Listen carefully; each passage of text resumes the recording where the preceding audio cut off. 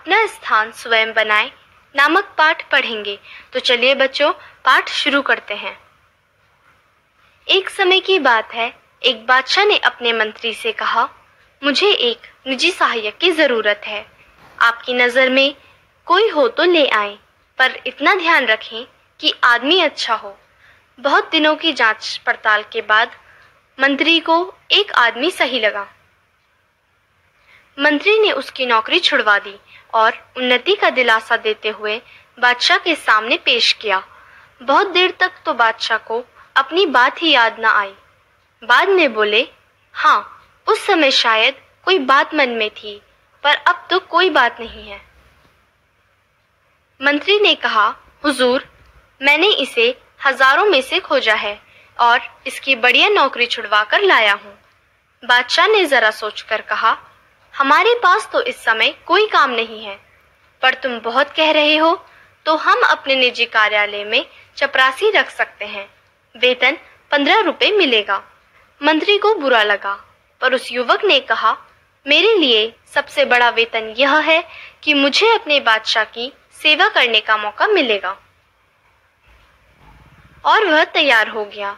मंत्री जब उसे कार्यालय में छोड़ने गया तो वहां धूल ही धूल थी, क्योंकि बादशाह वहां न कभी जाते थे और न काम करते थे। मंत्री दुखी हुआ, पर युवक खुश था। उसने अच्छा स्थान दिलाने के लिए मंत्री के प्रति आभार भी प्रकट किया।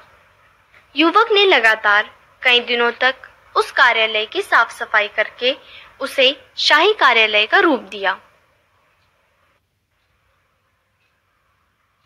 उस कार्यालय में एक छोटी सी कोठरी थी। युवक ने उसकी खोज की तो पता चला कि पिछले कई सालों में बादशाह के पास बहुत से निजी पत्र आए थे। उनके लिफाफों का ढेर भी उस कोठरी में पड़ा था। उनमें से बहुत से लिफाफों पर सोने की पच्चीकारी थी और रत्न जड़े थे। ये वे लिफाफे थे जो विवाह आदि के शुभ अवसरों पर दूसरे बादशाहों और अमीर उमरावों के यहाँ से आए थे। युवक ने कारीगर लगाकर सब कीमती सामान लिफाफों से उतरवा लिया और बाजार में बेच दिया। बिक्री से आई रकम में से कुछ रुपए तो उसने बढ़िया फर्नीचर और चित्रादि लगाने में खर्च किए और बाकी सरकारी खजाने में जमा करा दिए। जहां वह सामान बिका उसकी भी रसीद ली और जहां से यह सामान खरीदा गया उसकी भी। अब वह स्थान सचमुच शाही हो गया।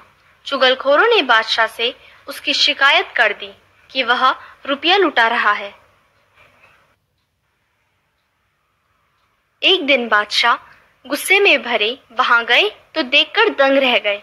फिर भी उन्होंने तेज आवाज में पूछा, तुमने यह सजावट किसके रुपयों से की?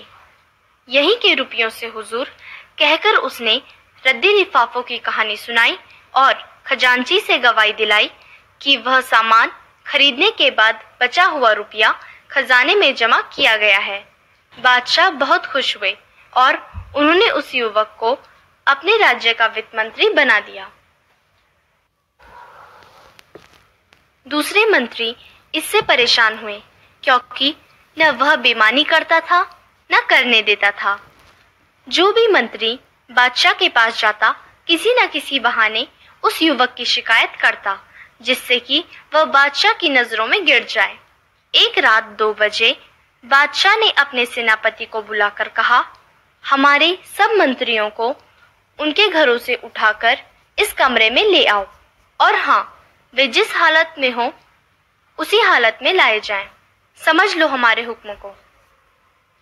अगर कोई पलंग पर सो रहा हो तो उसे पलंग सहित ज्यों का त्यों लाया जाए और कोई कालीन पर बैठा चौपड़ खेल रहा हो तो उसे कालीन समेत लाया जाए। कोई 1 घंटे में सब बादशाह के बड़े कमरे में आ गए। 8 में से 7 मंत्री नशे में थे। उनमें से कुछ जुआ खेल रहे थे। वित्त मंत्री जी एक चौकी पर बैठे दिए की रोशनी में कोई कागज देख रहे थे। सब मंत्री बहुत लज्जित हुए। बादशाह ने वित्त मंत्री से पूछा, जनाब, रात के 2 बजे किस कागज में उलझे हुए थे?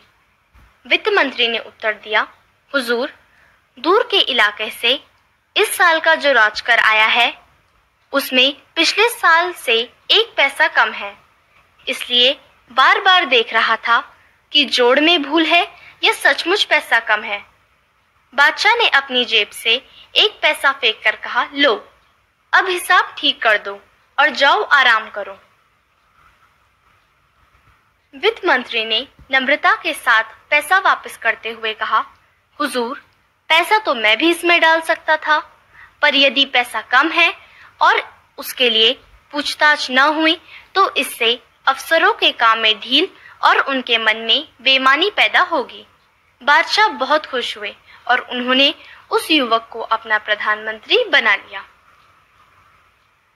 तो बच्चों, इस पाठ से हमें यह शिक्षा मिलती है कि यदि हम किसी भी कार्य को पूरी ईमानदारी व लगन के साथ करते हैं तो उसका परिणाम हमेशा सकारात्मक होता है, अर्थात अच्छा होता है और हमें उस कार्य में सफलता मिलती है। बच्चों, आशा है कि आपको पाठ समझ आया होगा। अब आप निम्नलिखित कठिन शब्दों को याद करो और अपनी अभ्यास पुस्तिका में लिखो।